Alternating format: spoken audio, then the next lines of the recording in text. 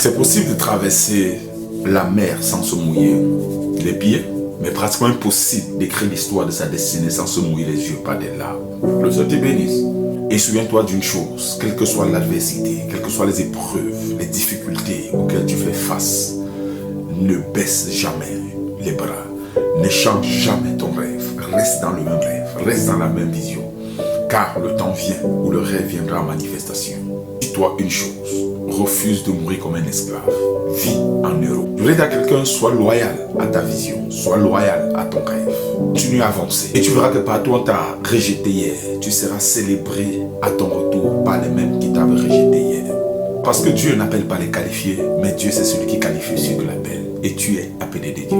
Quatre mots qui changeront radicalement ta vie, ta pensée, ta destinée et qui écriront une histoire nouvelle pour toi. Jean 1, le verset 6. Il y a un homme envoyé de Dieu, son nom était Jean. Lorsque Dieu veut changer une histoire, veut changer une vie, veut changer une destinée, il envoie d'abord un homme. Car un seul homme est capable de changer toute l'histoire du monde. Et souviens-toi que toi seul, tu peux te lever de là où tu es et tu peux tout changer. Dieu ne peut pas quitter le ciel et agir sur la terre s'il ne passe pas au travers d'un homme. Pour te bénir, tu as besoin d'un homme. Pour te lever, tu as besoin d'un homme. Pour te connecter, tu as besoin d'un homme. Pour avoir le relationnel, tu as besoin d'un homme. Dans toutes les sphères de la société, tu auras toujours besoin d'un homme. Dans Isaïe 6, le verset 8, il dit « Je cherche un homme, je cherche un homme, je cherche un homme ». Et Dieu n'a pas besoin de tous les hommes, mais il a besoin d'un seul homme. Car un seul homme peut défier tous. Et pour Dieu, un seul homme fait toute la majorité. Car tout ce qu'un homme voit, il peut tout de même le créer. Et on va dire, Seigneur, je suis trop combattu par les hommes. Je suis extrêmement combattu.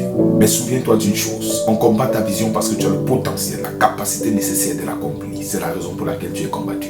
Ce sont les géants qui attendent les géants. Et sache que Dieu te donne un rêve plus grand que toi parce qu'il veut et parce qu'il sait que tu as le potentiel de l'accomplir. Sache que Dieu te donne un rêve tout de même plus grand que toi parce qu'il voudrait que tu ne comptes que sur lui seul pour accomplir ses rêves. Le premier mot c'était homme, le deuxième mot c'est envoyé. Envoyé. Tu ne peux pas être envoyé si tu n'es pas appelé au préalable. Entre l'appel et l'envoi, il y a ce que j'appelle la formation. Lorsque Dieu t'appelle, il te forme et il t'envoie. Lorsque tu es envoyé, ton échec ou ton succès ne dépend pas de toi, mais il dépend impérativement de la personne qui t'a appelé. Il dépend impérativement de la personne qui t'a tout de même envoyé. Ne stresse pas, tu n'échoueras pas dans ta génération, tu ne te perdras pas, tu as un potentiel de succès. Dieu t'a appelé, il te forme et il t'enverra. Et souviens-toi d'une chose, on n'est pas pasteur parce qu'on a raté sa vie, mais on est pasteur parce qu'on a réussi sa vie. Le mot c'est homme, le second envoyé, le troisième mot c'est Dieu. Personne ne peut servir Dieu sans le connaître. Dieu doit être l'épicentre de ta vie.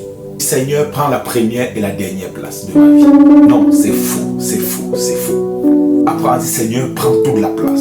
Seigneur, prends toute la place dans ma vie. Prends toute la place t'appartient. Toute la place t'appartient.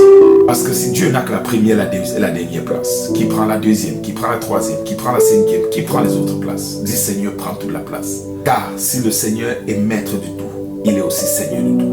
Ne te dérange pas. Donne-lui toute la place dans ta vie et ton succès sera impeccable. Parce que la Bible, en vérité, n'explique pas Dieu, mais la Bible affirme qui est Dieu.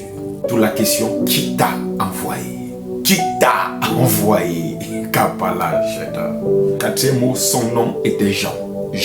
Jean qui veut dire la grâce. La grâce, c'est une faveur que tu ne mérites pas.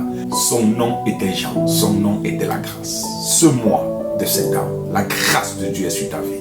Sa grâce marche avec toi.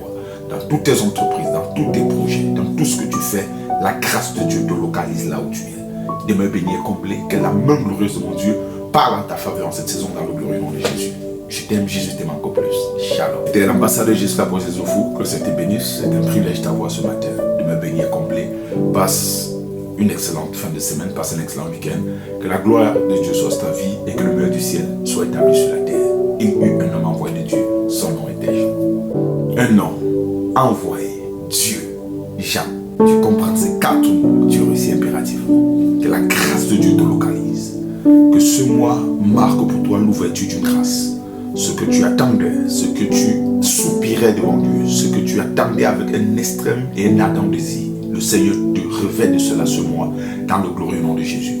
Tu ne manqueras de rien pendant ce mois. Tout ce que tu entreprends réussit. La main de Dieu est sur ta vie. Ta grâce est ton bouclier. Par pendant que tu avances dans la faveur, tu avances dans la victoire, tu avances dans les grandes choses. Aucune montagne ne se tiendra devant toi, aucun fléau ne frappera ta porte. La main de Dieu est sur ta vie. Tu n'es pas un échec, tu es un succès. Tout ce que tu touches prospère. Le Seigneur multiplie tes avoirs. Il te donne des nouvelles connexions. Il ouvre des portes étranges dans ta vie. Des portes de grâce, des portes de bonheur. Je vois des fleuves couler sur ta vie, des fleuves d'eau vive. Je vois les bontés éternelles se renouveler en toi. Il a dit, tu es comme un arbre planté près d'un courant d'eau dont ton feuillage ne flétrit jamais. Je proclame et je décrète sur ta vie. Tu fleuriras en cette saison. Tu vivras les évidences de Dieu. Tu portes du fruit au nom suprême de Jésus. Tu ne connaîtras pas l'adversité. Tu ne connaîtras pas la raillerie. Tu ne connaîtras pas la honte. Tu ne connaîtras pas la dissolution au nom suprême de Jésus. Tout ce qui t'empêchait de servir Dieu avec efficience, tout ce qui t'empêchait de servir Dieu avec radicalisme, avec passion, tout ce qui se tenait contre ta vie, comme montagne, comme adversité, se les paralyser sur ta tête au nom suprême de Jésus. Le Dieu des cieux t'exauce aujourd'hui. Ce mois est ton mois d'exaucement. Dieu te baptise d'une grâce, d'une faveur incontestable. Pendant ce mois, tu touches le sommet des montagnes. Pendant ce mois, tu suces les meilleurs produits des champs. Que le ciel te bénisse. Je proclame et je décrète sur tes deux mains, tendues devant cet écran. Tu ne manqueras de rien ce mois. Tu ne manqueras de rien ce mois. La faveur unie du Dieu qui est fidèle. J'entends dans mon esprit fidèle, fidèle, fidèle. Le Dieu qui est fidèle est avec toi et sa fidélité s'étend jusqu'au nœud. Dans tes mains, je dépose les marques de la fidélité au nom de Jésus. Je proclame et je décrète sur ta vie, sur ta tête, tu es béni et préservé au nom de Jésus. Shalom, je t'aime un peu plus. C'était l'ambassadeur Christ, apôtre Jésus, de me bénir et combler. Shalom.